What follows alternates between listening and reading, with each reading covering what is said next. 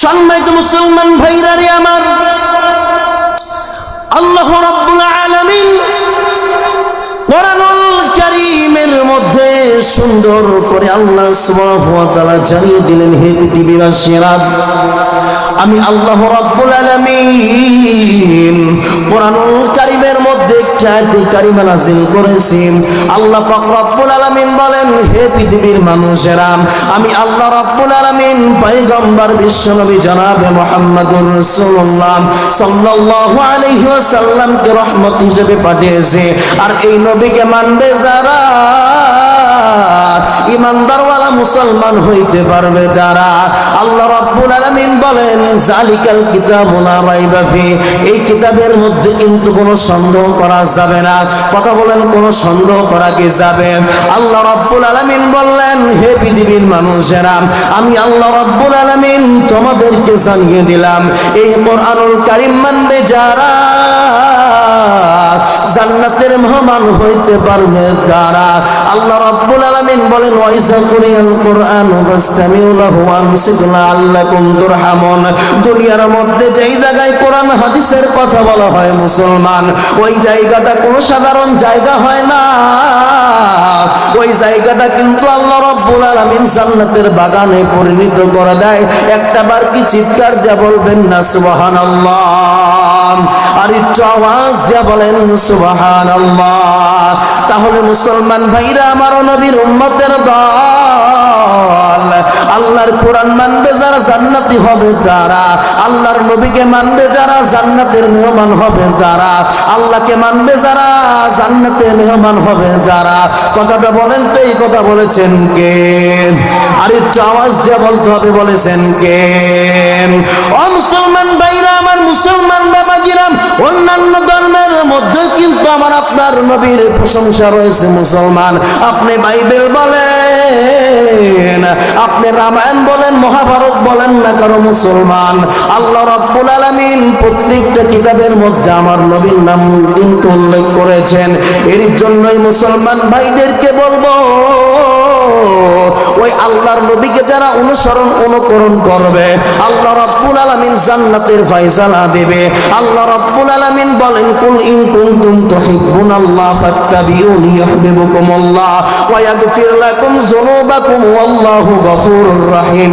আল্লাহ রাব্বুল আলামিন বলেন, আগে নবীজিকে মহব্বত করা আগে শেখো, নবীজিকে ভালোবাসা আগে শেখো, নবীজিকে অনুসরণ করা আগে শেখো। এইটা যখন শিক্ষা করতে যাইবে, তোমাদের মধ্যে কিন্তু আল উলামা ওয়ারাসাতুল আম্বিয়া, উলামায়ে কেরামদের কিন্তু তোমাদেরকে অনুসরণ করতে হবে। কারণ কি? কারণ কি মুসলমান জানেননি? আপনাদের মসজিদের সম্মানিত খতিব সাহেব, ইমাম সাহেব, আমার প্রিয় বন্ধুবার মাওলানা ইয়াসিন আরাফাত হোসেন জিহাদি, ইনি যেমনি ভাবে চলাফেরা করে মুসলমান, তাকে যদি আপনারা অনুসরণ করতে পারেন তাহলে কিন্তু মহব্বত তৈরি হবে। ঠিক তেমনি ভাবে নবীজিকে মহব্বত করা লাগবে, নবীজিকে ভালোবাসা লাগবে। আর নবীজিকে ভালোবাসতে পারবে না যারা, ইমানদারওয়ালা মুসলমান হইতে কিন্তু পারবে না তারা।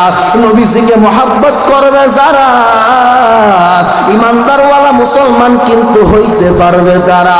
আবু জেহেল নবীজিকে কিন্তু মানে নাই, কিন্তু আবু বকর সাহাবী নবীজিকে কিন্তু মানছে। কথা বলেন ঠিক না ব্যাঠিক? এর জন্যই মুসলমানের পরিচয় দিতে হবে নবীর মাধ্যম দিয়া, মুসলমানের পরিচয় দিতে হবে কোরআনের মাধ্যম দিয়া, মুসলমানের পরিচয় দিতে হবে নামাজের মাধ্যম দিয়া। মুসলমান ভাইরা রে আমার, এর জন্যই কবি বলতেছেন, আল্লাহর রাসূল বলাইছেন, আল্লাহর নবী বলাইছেন, আল্লাহ বলাইছেন। এই কারণেই কবিরা কিতাবের মধ্যে বিভিন্ন জায়গায় বলেছেন, ও মুসলমান ভাইরা রে আমার, নবীর উম্মতের দল, কোন নবীকে পেয়েছো মুসলমান? কোন নবীকে তোমরা পাইলা? ঠিক তেমনি ভাবে, এমন ভাবে নবীজিকে মহব্বত করছেন একটা জংলার হরিণ। কথা বলেন কি? জংলার হরিণী। এই জংলার হরিণী কাফের মুশরিক বেঈমানেরা কিন্তু নবীজিকে মহব্বত করে না। হরিণীকে কিন্তু গাছের মধ্যে বেঁধে রেখেছে। বেঁধে রাখার পর বিশ্বনবী তখন ওই রাস্তা দিয়া হেঁটে হেঁটে যায়। রাস্তা দিয়া যখন যায় রে মুসলমান, রাস্তা দিয়া হাঁটি হাঁটি পা পা করে আমার আপনার নবী বিশ্ব নবী হেঁটে যায়। যাওয়ার সময় তখন ওই হরিণী দেখতে পায়, কেরে আমার দয়াল নবী, আমার মায়ার নবী মুহাম্মদের নবী আসতেছে, আব্দুল্লাহর বেটা মুহাম্মদ আসতেছে। এই নবীর কাছে যদি আমি অনুনয় বিনয় করি তাহলে অবশ্যই কিন্তু আমাকে কাফির ছেড়ে দিতে বাধ্য। এই কথা বলার সঙ্গে সঙ্গে মুসলমান তখন ওই হরিণী বিশ্ব নবীকে বলতেছেন, ইয়া রাসূলুল্লাহ, ইয়া হাবিবাল্লাহ, নবী গো, আমি আপনাকেই বলে দিতে চাই গো নবী, ও নবী, আপনি তো দয়ার নবী, মায়ার নবী মুহাম্মদ, আপনি তো রহমতের নবী। আপনি যদি এই কাফেরের কাছ থেকে আমাকে যদি অনুমতি দিতে পারেন, আমি আমার জঙ্গলের মধ্যে দুইটা বাচ্চা রয়েছে, এই বাচ্চাটাকে দুধ পান করায় কিন্তু আমি চলে আসব। ও মুসলমান ভাইরা রে, আমার কথাও যা কাজও তাই। তখন সঙ্গে সঙ্গে ওই হরিণী রাসূল সাল্লাল্লাহু আলাইহি ওয়াসাল্লামকে কাফের ওই মুশরিক বেঈমানের কাছে জমা দিয়া হরিণী সঙ্গে সঙ্গে চলে গেল। হরিণী যাওয়ার পর বাচ্চাদেরকে দুধ পান করাইতে চায়, কিন্তু বাচ্চারা দুধ পান করে না। কয়, ও আম্মা গো, আমি আপনাকেই বলে দিতে চাই গো আম্মা জান, আপনি কোন নবীকে কাফের মুশরিক বেঈমানের হাতে দিয়ে আসছেন, জমা দিয়ে আসছেন? আর তখন বলতেছেন, আমরা দুধ খাবো না, ওই নবীজিকে দেখা লাগবে, ওই নবীজিকে দেখতে চাই। এই কথা বলার পর সঙ্গে সঙ্গে ওই হরিণী দুইটা বাচ্চা নিয়া নবীজির কাছে তখন চলে আসলেন। আসার পর তখন বলতেছেন, কাফের তাকায়া দেখে, কি ব্যাপার? হরিণী সাল্লাম একটা, হরিণ হয়ে গেল তিনটা, কি ব্যাপার? এইটা তো আসলেও তো ভালোবাসা ছাড়া কখনোই হবে না। ও মুসলমান বাবাজিরা, মুসলমান ভাইরা রে, আমার নবীর উম্মতের দল তখন সুন্দর করে বিশ্বনবী তখন বলতেছে, ও কাফের ভাই, তোমাকেই জানায়া দিতে চাই, তুমি জলদি করে বলো, এই যে এত সুন্দর করে যে দুইটা হরিণী আবার আসছে, তোমার মন্তব্য কি? তখন বলতেছে, আব্দুল্লাহর বেটা মুহাম্মদ, তোমাকেই জানায়া দিতে চাই, তোমাকেই বলে দিতে চাই। তখন বলতেছেন, ও নবী, আমি আপনাকেই বলতে চাই, যেই নবী একটা হরিণ ছাড়লে দুইটা হরিণ, মোট তিনটা হরিণ ফিরে আসতে পারে, এই নবী তো সত্য নবী, আব্দুল্লাহর মুহাম্মদ তো সত্য নবী, এই নবীকে তো ছাড় দেওয়া যাবে না। তখন সঙ্গে সঙ্গে মুসলমান ভাইরা রে আমার, কালিমা পরে সঙ্গে সঙ্গে ওই কাফের মুশরিক বেঈমান তখন নবীজির হাত ধরে কালেমা পড়ে, তখন কিন্তু সঙ্গে সঙ্গে মুসলমান হয়ে যায়। একটাবার চিৎকার দিয়া বলেন সুবহানাল্লাহ, আর একটু আওয়াজ দিয়া বলেন সুবহানাল্লাহ। রাহমাতুল লিল আলামিন নবী, রাহমাতুল লিল আলামিন নবী, কোরআনে প্রমাণ, আশিকি বিনে কে বুঝিবে আমার দয়াল নবীর শান। আপনারা বলতে পারবেন না?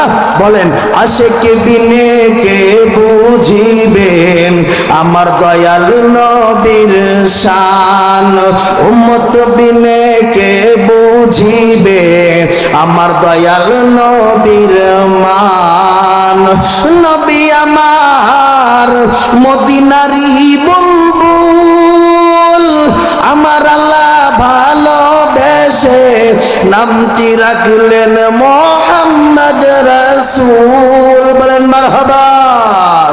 নবী আমার মদিনারি বুলবুল, আমার আল্লাহ ভালোবেসে নামটি দিলেন হাবিবে রাসূল।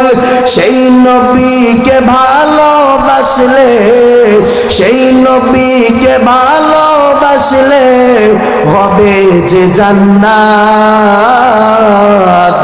আশিক বিনে কে বুঝিবে আমার দয়াল নবীর শান উম্মত বিনে কে বুঝিবে আমার দয়াল নবীর মান নবী আমার আসেন রওজাই শুইয়া কাঁদতে আসেন শুধু মাত্র উম্মতের মায়ায় বলেন মারহাবা নবী আমার রওজা পাকে শুইয়া কাঁদতে আছেন শুধু মাত্র উম্মতের মায়ায় সেই নবীকে ভুল বুঝিলে সেই নবীকে না মানিলে থাকবে না ঈমান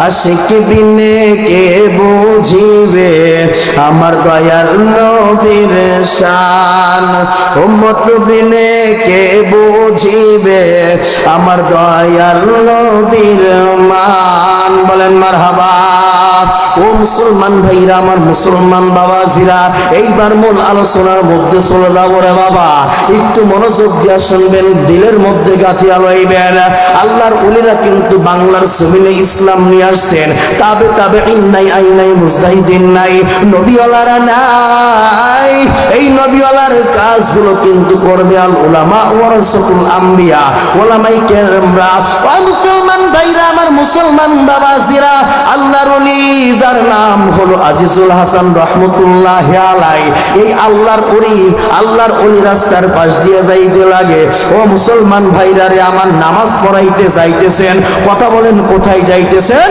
নামাজ পড়াইতে আর একটু আওয়াজ দিয়ে বলেন কোথায় যাইতেছে নামাজ পড়াইতে যাইতেছে আপনাদের মসজিদের খতিব যেমন নামাজ পড়ায় আজিজুল হাসান তেমনি ভাবে কিন্তু নামাজের মুসল্লায় দাঁড়ায় নামাজের ইমামতি কিন্তু সুন্দর করে করতে থাকে ও মুসলমান ভাইরা রে আমার জোহরের নামাজে রক্ত হয় আজিজুল হাসান রহমতুল্লাহি আলাইহি সুন্দর করে হাঁটি হাঁটি পা পা করে কিন্তু মসজিদে নামাজ পড়াইতে যাইতেছেন ও মুসলমান ভাইরা রে আমার তখন দুইজন প্রেমিকা এই যে জালসার মধ্যে আপনারা দেখছেন না কত সুন্দর করে ঘোরাফেরা করতেছে ঠিক এমনি ভাবে যুবক আর যুবতী তখন ওই রাস্তার পাশ দিয়া যায় রাস্তার পাশ দিয়া যাইতে রাস্তার পাশ দিয়ে যখন যায় ও মুসলমান ভাইরা রে আমার আল্লাহর রহমতের বৃষ্টি বর্ষিত যখন হয়ে গেল